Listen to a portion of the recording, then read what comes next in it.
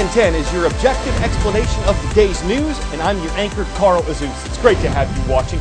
Today's show starts with a pair of significant cases in front of the U.S. Supreme Court. The first involves part of a federal law that concerned immigrants to the U.S. It said that people who came to the country legally, but who were not American citizens, could be deported if they'd been convicted of crimes of violence. Both the Obama and Trump administrations supported the law when it came to a legal immigrant from the Philippines who was convicted twice of home burglary in California. At first, a lower court ruled that his convictions amounted to a crime of violence.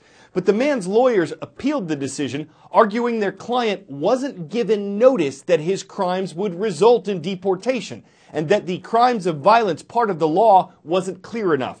In a 5-4 ruling, the Supreme Court decided the law was too vague to be constitutional because Congress didn't define what exactly would qualify as a violent crime. So in this case, the immigrant from the Philippines won't be automatically deported. The ruling is limited, though. Experts say the government can still deport legal immigrants convicted of obvious violent crimes like murder. The second case involves sales tax and the internet. Oftentimes, when you buy something online in the U.S., you don't have to pay sales tax unless you're buying from Amazon itself, which charges it in most states, or if you're shopping at a retail company that has a physical store in your state.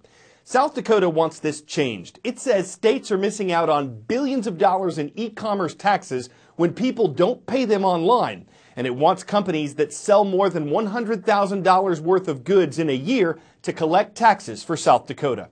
But many smaller businesses, like ones that sell on eBay, don't want to be forced to collect taxes. They say they'll lose thousands if they have to charge sales tax, and that the different taxes that states and cities have are too complicated to keep up with. The Supreme Court's decision on this is expected to come at around the beginning of summer. 10-second trivia. Which of these Japanese companies started making cars in 1917? Mitsubishi, Honda, Toyota, or Mazda?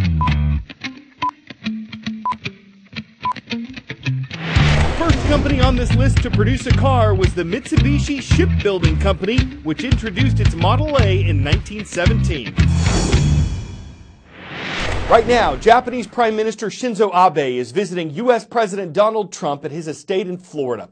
The two leaders will be talking about North Korea. Japan is a close ally of the U.S., and Prime Minister Abe is concerned about the direct talks that are planned between President Trump and North Korean dictator Kim Jong-un. Japan's worried that its interests and its safety could be left out. Another concern on Mr. Abe's mind, the new tariffs that the Trump administration has placed on steel and aluminum imports from other countries.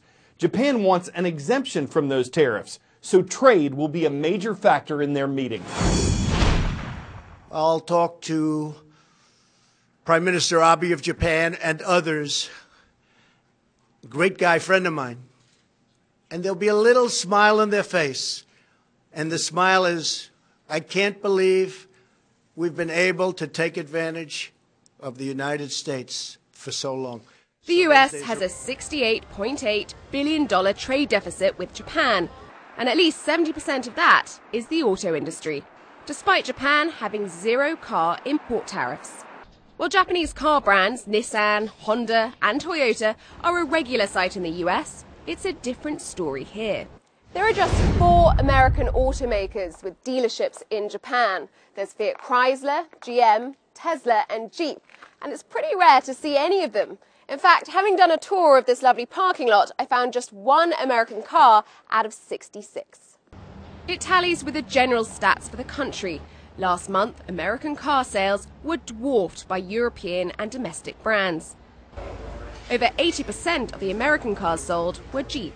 We committed to this market. From side view mirrors that fold for Japan's narrow garages to a right-hand drive, arigato, Jeep has tailored its cars to the Japanese consumer.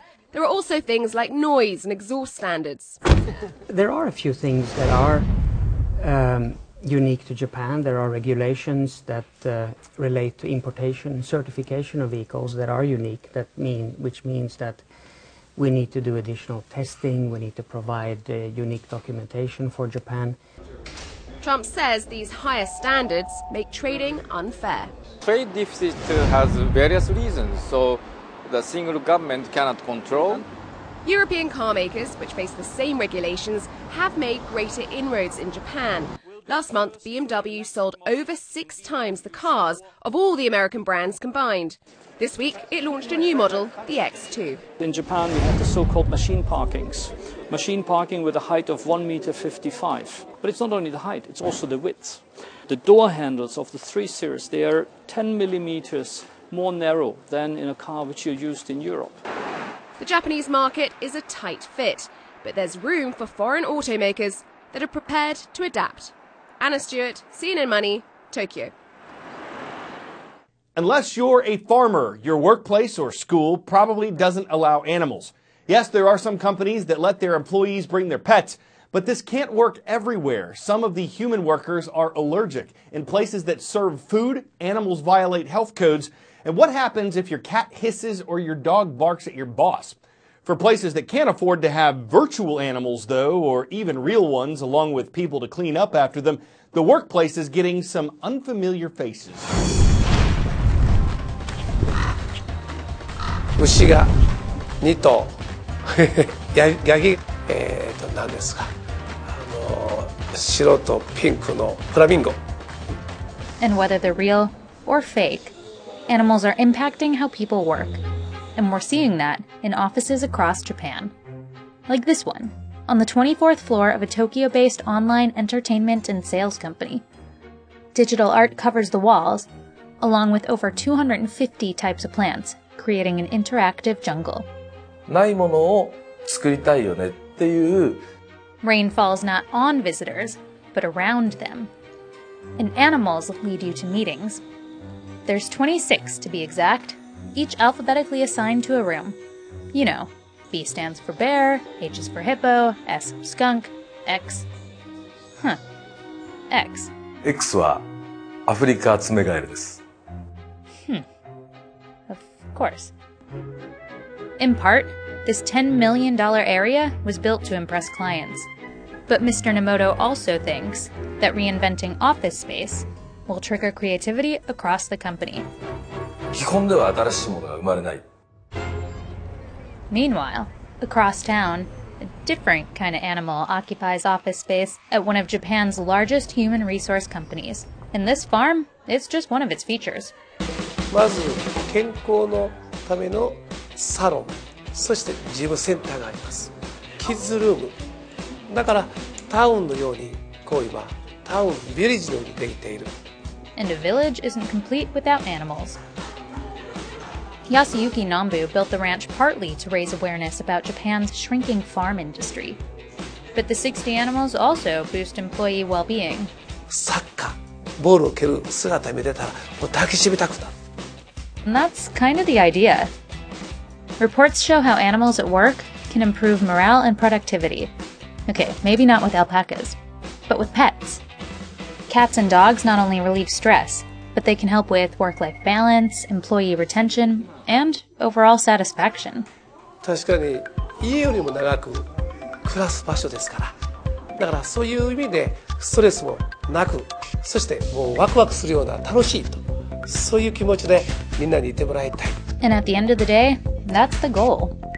To help make the workplace of tomorrow a better place to be. And if that means a few office pigs, well, that couldn't hurt.